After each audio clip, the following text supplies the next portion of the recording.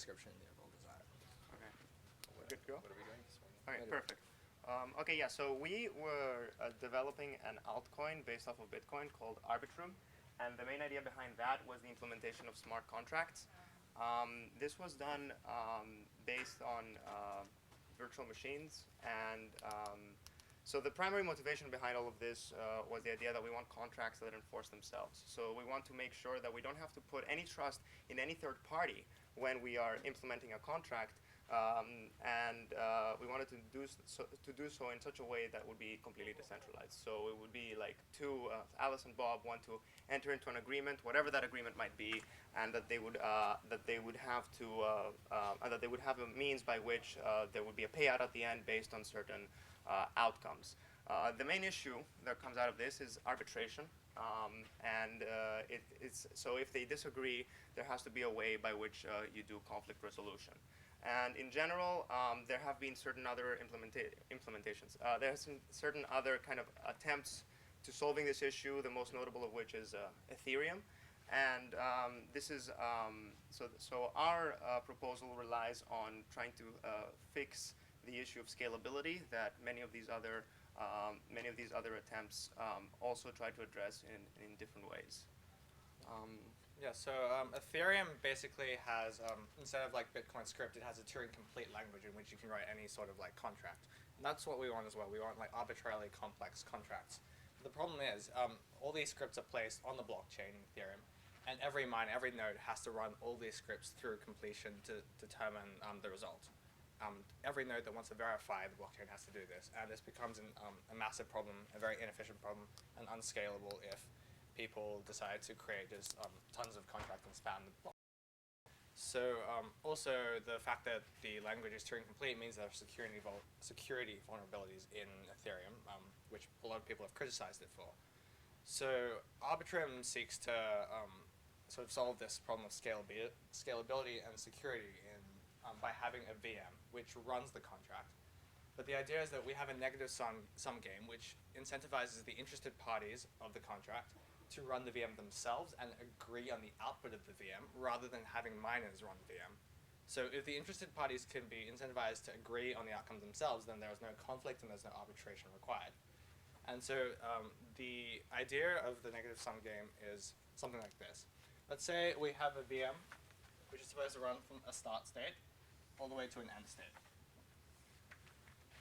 One person, presumably the person who gains like the money at the end of the VM execution, will. So let's say it's like a very simple VM. All it does is it takes in money and then spits that out at the end. It's very simple. Yeah, the VM at the end will say there's person A, there's Alice and Bob. Let's say at the end of the execution, the VM says Alice receives the money. So Alice will assert. There'll be an assert transaction placed on the blockchain, which says that Alice will place, which says that Alice gets the money.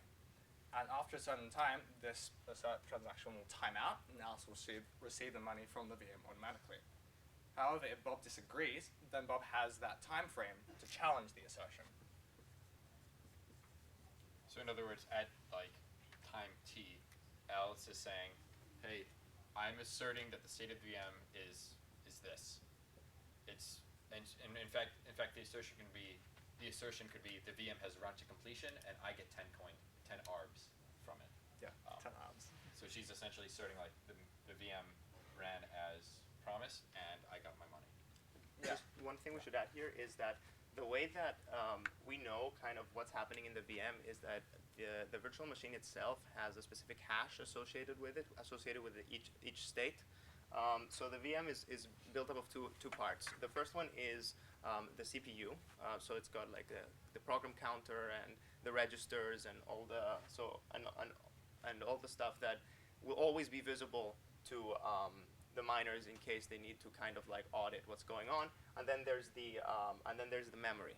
And then we kind of hash all of that in certain implementations. So the memory we store in a Merkle tree, and we hash all of that, and there's a unique hash for every single state of the VM. So when we're working with the assert and the challenge transactions, what actually happens is, so we've added these on top of the normal transactions. So there's the normal transactions in Bitcoin, and then we add the assert and the challenge transactions and the adjudicate transaction and create. And the idea is that in the assert it says, it gives you kind of the hash in. So it tells you kind of like what the initial hash of your VM is, and then this is where this guy postulates this is what's going to happen to hash out after we run it for k times. So he basically says we run it for k steps, and then at the end we have a final hash of what the VM state is. And this is presumably, assuming that this person isn't cheating, that kind of when they run it, like they know what's going to come there, and that's the hash that is outputted. And the idea is that the other party as well can also independently verify that. And if they see that there's a discrepancy between what they see to be as the hash out of the VM and what this person has asserted, then they're going to implement the challenge transaction. And the main idea here is that because there's k steps, we don't want to just tell the miners, okay, there's like 10 million steps, just go and check which one's wrong. And so there's a mechanism over here by which we bisect by a series of certain challenge transactions which ones are the steps that are problematic. Because here there's at least one step in which these two guys would disagree, and leads to different states. So you have like step 1 to n, and then afterwards. A step is just one instruction. Yeah, one instruction. Yeah, and that's associated with a change in the hash. And the idea is that as you move forward, like you bisect that and you say, well, it's between so you bisect here. So like between 1 and n over 2 would be where the problem would be, and then you continue this until you get one step only. And at the point where, so for example, somebody will challenge, and then you'll get that there's only one step difference, and that's where the two would disagree. And that's when the whole idea of kind of the blockchain miner computation comes in, and the miners will then issue an adjudicate transaction. Arbitrate. Sorry? We renamed it. Oh, we renamed it. Okay. Yeah, so they will do that, and that's how they will therefore be able to then actually run that specific part of the virtual machine, getting all the relevant information and all the relevant parts of the memory and the CPU, so that they can themselves decide which one of the two participants is actually right, and then kind of arbitrate the dispute. Of course, the issue here is that they're going to get paid for that. They're not going to do it for free. So neither of the participants actually has an incentive to cheat at any point in the game, which is kind of it only costs money. It only costs ARBs to do these transactions. Right. So it only costs money to fight is the idea, and the point is that. So just like to go a little bit more slowly through that. So there's like a deposit that you have to pay at every step, every certain challenge, so that in the end, whoever if one party, say Bob, just drops out of the fight, then Alice gets all the money. But if it comes to arbitration, then the miner who solves the next hash puzzle and gets to include like the decision, the arbitrate transaction in that block, gets a percentage of the deposit as well. And then the winner of the fight gets the rest of the money. And so what we were saying was basically we bisect over and over again. So Alice will offer two options, either the first half or the second half, through the next assert, which will, yeah. Yeah. So like we could say like time step n is the program has completed, and n over 2 is the program is half run. Yeah. So it'd be like 1 to n over 2 or / n over 2 to n, and then Bob has to choose this one or this one. And so because we're bisecting, this should be achievable in like a logarithmic number of steps. So ideally, it wouldn't take too long. And then when we have down to one step, if no one has dropped out by that point, then the next miner who solves the hash puzzle gets to arbitrate and choose the outcome of this. So what arbitrate means specifically is the miner gets the full state of the machine and add. So like if we somehow get it down to time step 7 is the one where arbitrate is the one that Alice and Bob like disagree on. They disagree on that specific step. The miner will receive a copy of the full state of the machine right before that time step and the instruction to run, and then they will run just that instruction. And then the output will either, correlate with what Alice thought happened or with what Bob thought happened, and then that will determine who, like, quote unquote, like wins that transaction and was correct. And then. So I'm guessing that one invariant that you maintain is that unless you lie, you don't lose any money. Yeah. That's the idea. Yeah, so that's the fundamental motivation, so that as few people as possible will lie. And you'll always know whether you're going to win or lose. Because if you made something up, you're gonna have to take it to the bitter end to just lose all your money. The idea is that the deposit will be worth much more than the value of the transaction, so that you can't just like spam asserts and challenges. Ideally, like this will not happen. Like that's, Yeah, right. that's the idea. Um, So So in terms of a couple of applications of this, so for example, like the first application of smart contracts would be kind of like, when we're talking about escrow. So, you have Alice and Bob and they want to find a way to kind of transfer money, so based on some sort of approval. And until now, there has to be a third party that takes the money and could very well just kind of run away with it. The idea here is that you can actually just kind of code a VM. VMs can send and receive money, and that's kind of some way by which this could be circumvented. Similarly, you can just do you can basically code anything you want. So for example, like kind of financial instruments. There's another part what we did not mention was that this also can take an input. So these transactions also can take an outside input.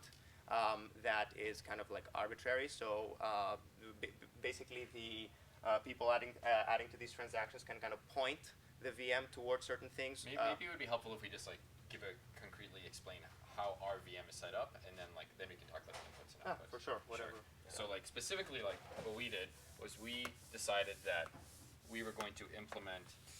So first of all, we decided that the implementation of Bitcoin we were going to be grafting Arbitrum onto was BTCD, which is written in Go.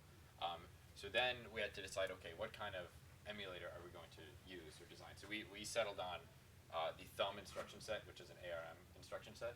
So we basically took it's Thumbulator, as it's called. We took a version of this and we basically ported it from C to Go, and improved it and fixed bugs. So like concretely, what we have is we just have this. It basically takes in thumb programs written and compiled down to this instruction set and runs them. So what that means from a user perspective is if you want to create a bot to run in the simulator, you just use our toolchain, write in whatever language of your choice, and then it will be compiled down to this thing. So we have like our VM, which is the Thumbulator. Now he alluded to something. So there are a few things this VM can do. So this is in the future work, but essentially the VM is going to have we're going to implement custom system calls so that the VM can interface directly with the blockchain and can accept input and output. That is what he was referencing. So it's basically whatever program you want it to run with a special set of system calls that can, for instance, I was thinking, yeah, like send money to someone. send money or track interest rates. Send arbs, receive arbs. And it can also take just arbitrary strings as input and output. Just what arbitrary. So that's like concretely what that looks like. And earlier we talked about how we represent the state of the VM as just one hash. So what we've done is we've basically modified the emulator further. We've written our own custom Merkle tree implementation. And so instead of just inserting in the original implementation concretely, the memory was just represented as this giant array of bytes. But instead what we did was we created a Merkle tree implementation so that instead when you insert into memory location like 143 or something, it's instead inserting it into the Merkle tree. This allows us to more efficiently come up with a hash representing the state. So we combine the Merkle tree hash, which represents the memory, with the hash of the state of the CPU. And so and that allows us to represent the virtual machine, which can send and receive, which can communicate with the blockchain and also send and receive arbitrary strings of input as just a single number. And that's all that's going to be ever actually on the blockchain, really. So this is a massive improvement over Ethereum because, as we said before, Ethereum requires sending massive amounts of Storage. Storage. So there is one case when we will have to send a single instruction and the state of the machine over the network, and that is when there is an arbitrate transaction. So when the if we assert get and to the challenge end over here, bisects it down to just one step, but that's actually we use a page. The Merkle tree basically divides memory into a bunch of pages. So this is the root hash, and then it has the different hash stubs. It ultimately goes down to just a bunch of pages of memory. And because it's in this fashion, when we give the miner the adjudicator, the things to arbitrate, the interested party has to give the miner the instruction, the next instruction, the single instruction, and also the relevant pages in memory, and ideally also the root hash. The root hash should already be in the previous assert and challenge thing. So, the miner will already have the root hash before the instruction and the root hash after the instruction, and the interested party has to provide these specific pages and all the hash stubs up the Merkle tree, and then the miner can simply verify that his individual pages are in the previous Merkle tree, and then execute the single instruction, and he can verify whether any other element of memory apart from the pages he has been read or written, and if they haven't, then he rehashes using the new pages with the same hash stubs as before, up to the top, layer by layer, up to the top of the Merkle tree, and he just checks whether the root hash is now the next root hash that he already has. And so this way we can do that by only sending probably 2 pages of memory, considering the single instruction will never really use more than that. And also kind of showing the content, all the context of your VM is something that certain users might not actually want to do in general. So you might be running a VM that you might kind of not want to show every single part of it. So this kind of also allows you to selectively pick the things that the miners need in order to adjudicate, rather than kind of have just throw everything out at the adjudicators. So I guess this is one final high-level overview. So basically we have this system where you create actors which kind of work with the blockchain, which can be written in any language of your choice, compiled down to work with the thumb instruction set. So we actually have this part of it completely working, and then we also designed 3 new transactions which are not quite completely implemented yet to work 3 new transactions which basically run this assert, challenge, and finally arbitrate process. It's a little confusing. So if you guys have any questions. Yeah, so we wanted to actually just kind of do a little sort of show how the assert links to the challenge and then to the other assert, but if that would be helpful. But if you guys have questions. There's a step before all this where they agree to the contract. Right. So there's kind of, you can imagine that there's some blockchain, this is external to the blockchain, external to the network. Hey, we're agreeing to do this. You run this program, I run this program. It's and it should work exactly, and it should be working. And basically one person will assert that's hey. Well, there is one transaction at the very start where So they you create agree on, yeah. they both Yeah. sign this VM is the contract that we want to run. Yes. One more question, just to make sure I understand this. Is it only enforceable for contracts that could be coded, right? Like the outcome could be expressed in code. Yeah.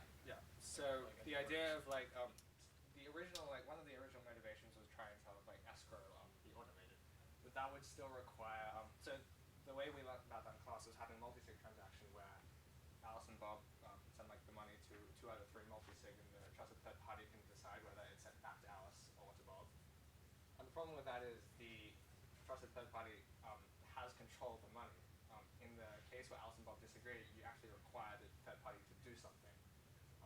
Whereas, and if he doesn't do anything slow about it, the money will just be locked in that multi-sig transaction. One idea for this to implement escrow transactions would simply be for some still trusted third party, but to simply sign that, for example, a good is being mailed or something. And then the VM can either wait 2 days to receive that signature, or default send the money back to Alice. That way the VM has complete control over the money, and the third party can sign or not sign, but that doesn't determine the outcome of where the money goes. The VM can still choose. Okay. So they agree on this program that's going to basically arbitrate when they create the contract. Yeah. And then the goal is that at the end, you only need miners to execute one step in that actual arbitration. Or preferably that miners don't have to do anything at all because they disagree. There's a big cost. So when you assert, there is a certain time limit which is based on the number of blocks that continues on the chain. After which, unless there is a challenge, this assert is taken to be the truth by the system. So in general, if both parties agree, there would be no need for the further transaction that says this is a challenge, and then you can reassert what happens next, and you can continue the simulation until whenever you wanted to.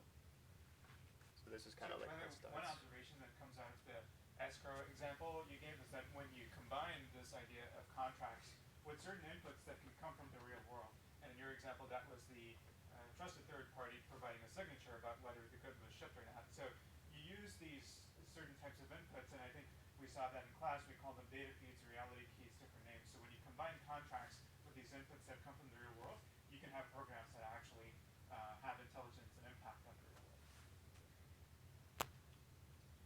So do all the miners need to store all these crates and asserts as they're hearing them, because they don't know for sure if that's going to be on the block or like whatever block that they're building, right? So Just store them like temporarily.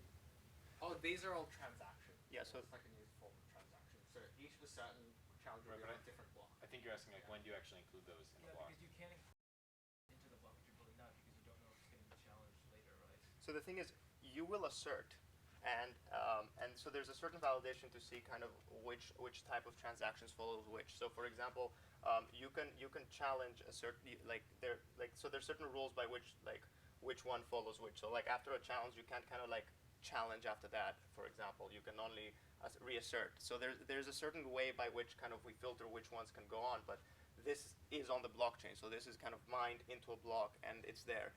Even if it could possibly be wrong, the idea is that then you will be able to challenge it in a certain time period. But then if it's in the blockchain, can you reverse that? So it can be challenged. yeah, it can be challenged, and then you're basically saying that this is the state at which we're in now. So somebody asserted this, because when this happens, money moves around. So there's money, there's stakes that are being put on this. So there is a change that's happening, but it's not basically saying that at this point it's true that the final hash of your VM is what is stated here. What it's saying is that at this point there will be a timeout after T steps, at which point this will become the truth. So if this is in the blockchain and there's also kind of T blocks after that, then this will be true. But until then, everybody has the ability to just kind of float a challenge transaction, which is then mined and linked with this, so that you can continue arbitrating as to which part of the VM, as to what the actual kind of hash output of the VM is. So the coins inside the assert statement, the address associated with that are sort of out of commission until a certain number of blocks. Yeah, until the end of the assert challenge cycle. Yeah. Sort of like a Coinbase transaction almost, right? We sort of like think of the VM as sort of like owning or holding coins. VM is a user in a sense.